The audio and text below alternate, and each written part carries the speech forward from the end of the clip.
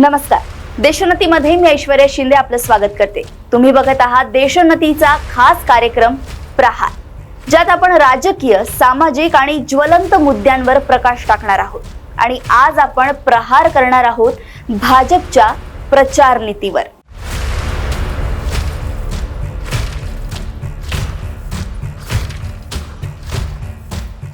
निवडणूक आयोग आणि प्रसार माध्यमे यांचे सत्ताधारी पक्षाचे लांगुल चालन हे भारतीय लोकशाही समोरील सर्वात मोठे आव्हान म्हणून उभे ठाकले आहे.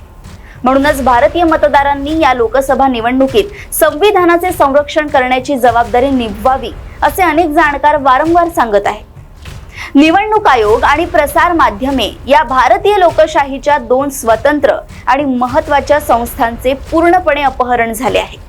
या दोन्ही संस्थांचे कणे भुईसपाट करण्याची सुरुवात 2019 नंतर प्रचंड वेगाने झाली. लोकसभा निवडणूक 2024 घोषित होण्यापूर्वीच मुख्य प्रवाहातील प्रसार माध्यमांनी सत्ताधारी भाजपची सुपारी घेतल्याप्रमाणे वातावरण निर्मिती करायला सुरुवात केली.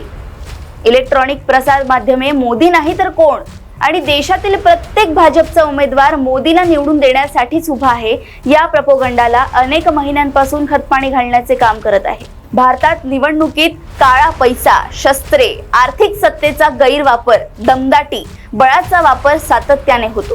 त्यात विद्यमान सत्ताधाऱ्यांसारखे दमनकारी सरकार सत्तेत असते.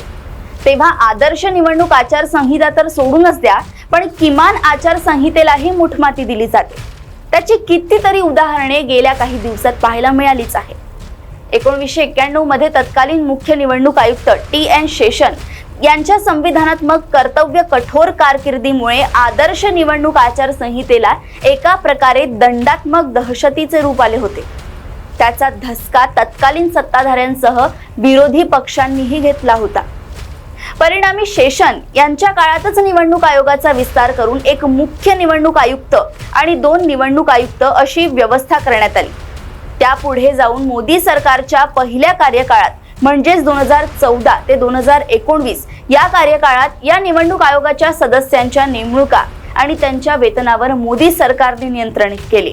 2019 मध्ये केंद्र सरकारने तत्कालीन मुख्य निवडणूक आयुक्त अशोक लवासा यांच्यावर दबाव आणून त्यांना राजीनामा घ्यायला भाग पाडले. काही महिन्यांपूर्वी सर्वोच्च न्यायालयाने निवडणूक आयोगाच्या सदस्यांना नेमण्यासाठी एक पारदर्शक प्रक्रिया स्थापित करण्यासाठी सर्वोच्च न्यायालयाचे सरन्यायाधीश आणि विरोधी पक्षनेते यांना निवड समितीत घेण्याचे आदेश दिले होते. पण केंद्र सरकारने एक नवीन कायदा बनवून या आदेशाला केराची टोपली दाखवली. या कायद्याद्वारे केंद्र सरकारचे कायदा मंत्री आणि वरिष्ठ सनदी अधिकारी सदस्य असलेल्या समितीद्वारे निवडणूक आयोगाच्या सदस्यांची नेमणूक करण्याची तरतूद केली. आपल्याला हव्या त्या सदस्यांची केंद्रीय निवडणूक आयोगावर वर्णी लावण्याचे काम मोदी सरकारने केले. 16 मार्च 2024 रोजी म्हणजे लोकसभा निवडणूक घोषित होण्याच्या एक आठवडा आधी अरुण गोयल या निवडणूक आयुक्तांनी मुख्य निवडणूक आयुक्त राजीव कुमार यांच्याशी असलेल्या मतभेदामुळे राजीनामा दिला. त्यानंतर लगेचच सरकारी पक्षाशी संशयास्पद अशी जवळीक असलेल्या ज्ञानेश कुमार व सुखबीर सिंग संधू या 2 माजी IAS अधिकाऱ्यांना निवडणूक आयुक्त म्हणून नेमण्यात आले. याचा परिणाम म्हणून की काय, गेल्या महिन्याभरात भारतातील अनेक विरोधी पक्षांना आणि त्यांच्या उमेदवारांना, नेत्यांना निवडणूक आयोगाच्या एकतर्फी आणि अन्यायकारक कारभाराला तोंड द्यावे लागलाय.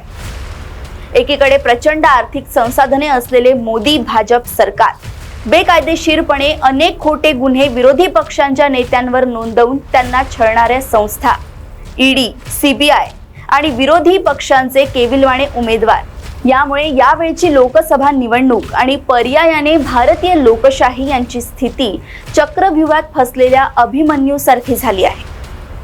मोदी सरकारला त्यांच्या वर्चस्ववादी राजकारणाला छेद देणाऱ्या सर्व रखतंत्र आवाजांना दाबून टाकायचे आहे.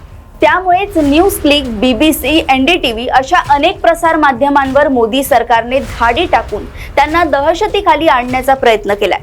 हा ट्रेंड फक्त निवडणुकीच्या काळातील दहशतीपुरता मर्यादित नाही, तर एकाधिकारशाही टिकवण्यासाठीच्या नीती धोरणाचा गाभा बनलाय. वास्तविक पाहता अटल बिहारी वाजपेयी यांच्या नेतृत्वाखालील भाजपला हिंदी पट्ट्यातील अनेक माध्यम संस्थांचे कोऑपरेटिव्हकरण चांगलेच मानवले. उत्तर भारतातील हिंदी पट्टा हा भारतातील माध्यमांसाठी सर्वात मोठी एक रांध अशी बाजारपेठ होती. बऱ्याच मीडिया कंपन्या या प्रदेशातील कुटुंबाच्या मालकीच्या आहेत. त्याद्वारे त्यांनी मुद्रित आणि इलेक्ट्रॉनिक या दोन्ही प्रसार माध्यमांवर राजकीय वर्चस्व मिळवले होते। परिणामी या माध्यम संस्थांच्या मालकाची राज्यसभेवर वर्णी लावली होती।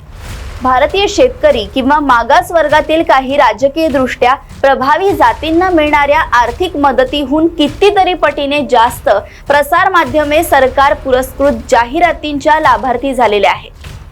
यासाठी प्रचंड राजकीय दबाव वापरून लाभार्थी घडवले गेले आणि अनेक माध्यम संस्था जणू सरकारच्या जनसंपर्क म्हणजेच मार्केटिंग कंपन्या असल्यासारख्या वागू लागल्या।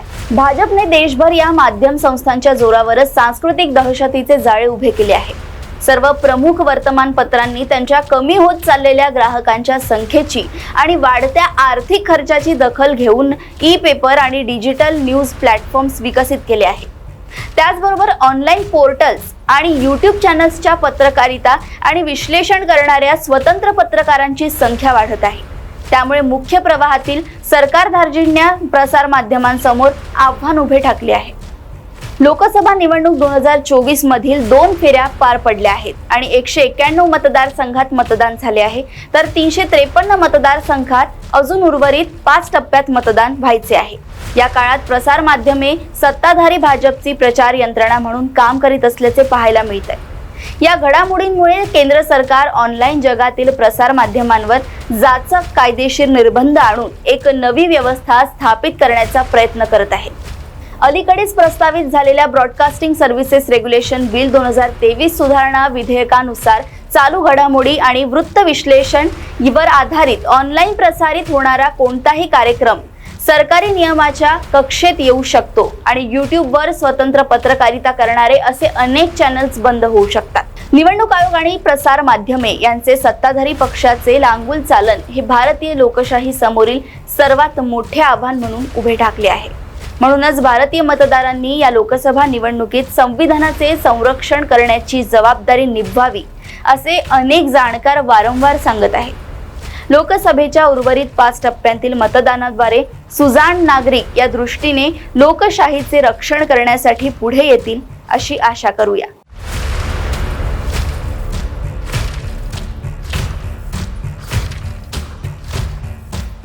पुन्हा भेटूया अशाच ज्वलंत मुद्द्यासह। बघत रहा देशोन्नती। नमस्कार।